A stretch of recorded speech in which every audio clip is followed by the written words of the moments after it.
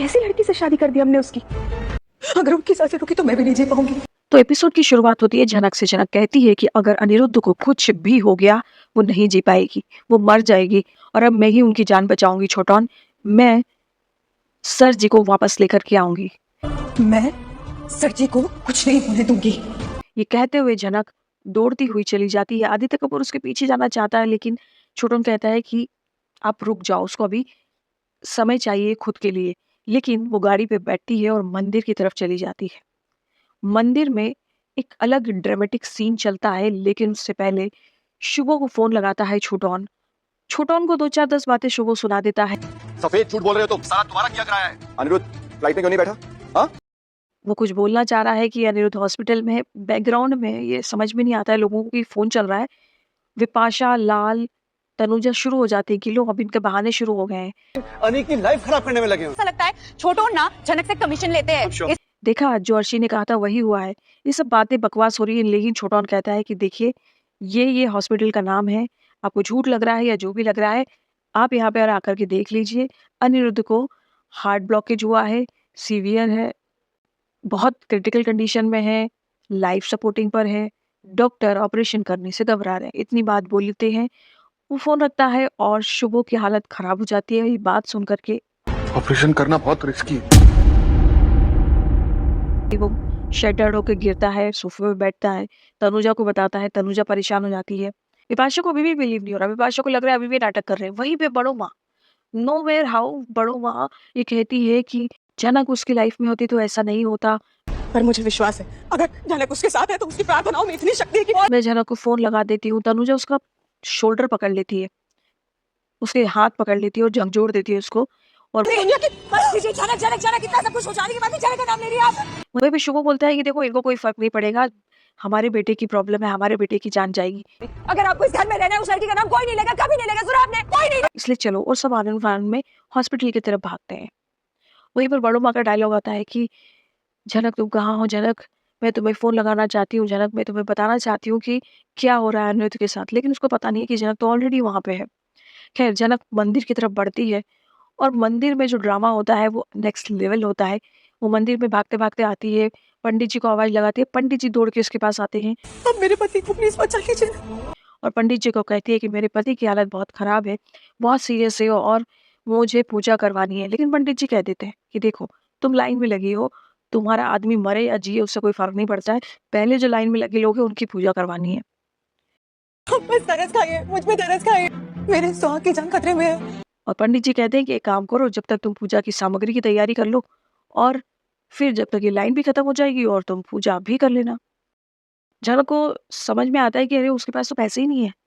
अब वो पूजा की सामग्री कैसे खरीदेगी? तो उसके पास अंगूठियाँ होती हैं, वो कहती है कि मैं ये अंगूठी देख के सामग्री खरीद लेती हूँ। मैं कैसे करूँ, मैं क्या करूँ? घबराती है वो। लेकिन एक आदमी पीछे खड़ा होता है और कहता है कि दीदी आप घबराइए तो ये ले लीजिए। नहीं दीदी, आप यहीं बैठ जाइए, मैं सब इंतजाम कर देता हूँ। मत, मैं लेके आता हूँ सामग्री आपके लिए। तब जनक उसको गहने यानी कि रिंग्स अपनी देने लग जाती है, लेकिन वो आदमी कहता है कि नहीं, आप ये सब अपने पास रखिए, मैं लेके आता हूँ, कोई बात नहीं है। आप अपने बीमार पति के लिए पूजा करने आई हैं ना? वो जब ठीक हो जाएंगे पैसे दे देना। मैं अभी वो आदमी सेंसिबल था, वो समझदार था, वो जाता है। लेकिन पंडित जी बोलते हैं कि एक काम करो, जब तक सामग्री आती है बेटा तुम कुछ अपने हिसाब से भगवान को फूल चढ़ा दो या तुम मंडला बना लो या तुम्हें जो करते बने प्रार्थना करते बने वो करो जब तक। पंडित जी उसको सजेशन देते हैं और जनक को एक ही चीज़ आती है, वो है डांस। लेकिन जनक माता के मंदिर में खड़ी है, दुर्गा माँ के मंदिर में खड़ी है। तो गाना होता है लोग करे मीरा को यूं ही बदनाम, और इस गाने पे डांस करती है और सारे पुराने जो अच्छे मोमेंट होते हैं झनक और अनिरुद्ध के, वो उसको विजुअलाइज करती रहती है, उसको याद आता रहता है और वो डांस करने लग जाती है। वहीं जो लोग लाइन में खड़े हुए थे, पूजा करने का इंतजार कर रहे थे, वो उसके डांस को एंजॉय करने लग जाते हैं। ऐसे घेरा बना के खड़े हो जाते हैं और उसके डांस को एंजॉय करते हैं। लेकिन झनक जो है वो डांस करते करते गिर जाती है, उसको चक्कर आ जाता है और बेहोश हो जाती है। एक औरत संभालती है उसको, पानी वानी डालते हैं लोग, पंडित जी आते हैं, पानी डालते हैं। ढेर सारा पानी डालने के बाद उसको होश आता है। वो कहती है कि पंडित जी पूजा, मेरे पति बीमार हैं, पूजा। लेकिन पंडित जी नो, बहुत ही आइडियल और बहुत ही स्ट्रिक्ट पंडित जी, और वो कहते हैं कि नहीं, अभी 2 लोग और बाकी हैं, उनकी पूजा होगी उसके बाद ही तुम्हारी पूजा होगी। लेकिन 2 लोग समझदार होते हैं और कहते हैं नहीं पंडित जी आप इनकी पूजा पहले कर दो। पंडित जी कहते हैं कि किसके नाम से पूजा करनी है, तो वो नाम बताती है अनिरुद्ध बोस। फिर पंडित जी कहते हैं कि बेटा तुम्हारा नाम क्या है? बताती है झनक रैना। पंडित जी कहते तुम्हारे पति का नाम बोस है और तुमने रैना लगा के रखा है, ये तो बहुत ही अपशगुन वाली बात है, तुम्हें सरनेम ऐड करना चाहिए। फिर झनक कहती है कि उनका नाम ही तुम्हारा नाम है। मेरा नाम झनक बोस। तो बासुस जो है वो हॉस्पिटल पहुंच चुके हैं, लेकिन छोटौन से उनकी बहस हो जाती है। मतलब बासुस कहीं भी बहस कर सकते हैं, छोटौन कुछ बताना चाह रहा है, कुछ समझाना चाह रहा है, छोटौन भी ज्ञान दे देता है। कभी जानने की कोशिश की कि उसका दिल क्या चाहता है? इतने में आदित्य कपूर आ जाता है और आदित्य कपूर कहता है कि देखो मैं बाहर वाला हूँ और मुझे बाहर वाला होते हुए उसकी इतनी चिंता हो रही है, हम एक परेशान हो रहे हैं, इधर से उधर उसके लिए काम कर रहे हैं। लेकिन शुभो एक घमंड में चूर है और वो उल्टी बात आदित्य को सुना देता है एक बाहर का इंसान यहाँ पर खड़ा है, उसके लिए परेशान हो रहा है और आप लोग तो बड़े चिलमुल में दिखाई दे रहे हो। और ये कह देता है सुनो, तुम होगे कहीं की स्टार, मेरे बेटे का मामला है, I can deal with it. और हॉस्पिटल बदलने की बात कर देता है, जबकि आदित्य कहता है कि देखो मैं कोलकाता में नहीं रहता हूँ, लेकिन मैं जानता हूँ, मैंने रिव्यूज़ देखे हैं और मुझे पता है कि इस हॉस्पिटल में बड़े-बड़े क्रिटिकल केस सॉल्व हुए हैं और इससे अच्छा हॉस्पिटल कुछ है नहीं। लेकिन शुभ उसको 2-4 बातें और सुना देता है कि होगा तू एक्टर कहीं का, लेकिन मैं तो देख लूँगा, मेरा बेटा है। वहीं पर घर में बड़ो माँ, धामी पूजा कर रहे हैं और काफ़ी चिंता में हैं और प्रार्थना कर रहे हैं कि हमारे बेटे को बचा लो और जैसे प्रार्थना होती है वो कर रहे हैं। लेकिन यहाँ पर दादाजी एक डायलॉग मारते हैं और बताते हैं अल्टीमेटली वो ये सारी बातें इसलिए हो रही हैं कि जो फ्यूचर में आने वाला है, आगे राइटर ने जो लिख के रखा है वो लोगों के ज़रिए बुलवाया जा रहा है, चाहे अपने पति धर्म को याद करना हो, चाहे दादाजी का अपने बेटे के नाम का हो कि उनका ये कहना होता है, इस घर में बहुत सारे गुनाह हुए हैं। अब वो गुनाह क्या हुए हैं तब बड़ों माँ पूछती है कि आप कहना क्या चाहते हैं? तो कहती है कि यहाँ के लोगों ने गरीबों को कुचल के, उनको बर्बाद करके, उनको सड़क पे ला कर के ये बड़ा-सा महल खड़ा किया है। अब कहीं न कहीं लॉलो उनके फ़ादर की तरफ इशारा होता हुआ नज़र आ रहा है और अब चीज़ें ये समझ में आती जा रही है कि आने वाले दिनों में क्या होने वाला है। ख़ैर उसके पहले झनक हॉस्पिटल पहुँचने वाली है। हॉस्पिटल में शशि और पूरा बासु परिवार मौजूद है और झनक फूल लेके आती है, लेकिन बिपाशा और तनुजा बीच में खड़े हो जाते हैं और कहते हैं कि नहीं, मैं तुम्हें उससे मिलने नहीं दूँगी, स्पेशली तनुजा।